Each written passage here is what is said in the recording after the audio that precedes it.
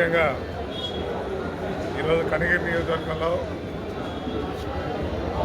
6 మండలాల ప్రజా దర్బార్ నిర్వహించడం జరిగింది.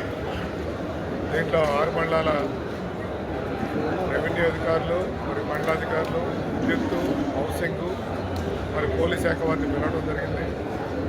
వారందరూ కూడా వారు ఇచ్చిన అర్జీలకు సమాధానం చెప్తూ ఏవైతే టెక్నికల్గా అన్నీ కరెక్ట్గా ఉంటే వాటిని వెంటనే పరిష్కరించడానికి నిర్ణయం తీసుకోబోతున్నారు. అంటే ఈ ప్రభుత్వం మంచి ప్రభుత్వం, ప్రజలకు అందుబాటు దగ్గరగా ఉండి వాళ్ళ సమస్యలు పరిష్కరించాలనే ఒక లక్ష్యంతో గత 5 సంవత్సరాలు ఆ ప్రభుత్వంలో చేసిన నిర్లక్ష్యాన్ని రద్దుపరిచి ఏ వ్యక్తి సరైన వ్యక్తి అయితే ఆ వ్యక్తులకు వారి ఆస్తిని కానీ సమస్యలు కానీ ఇవన్నీ కూడా తీర్చడానికి కంకణబద్ధులై ఉన్నామని తెలియజేస్తారు.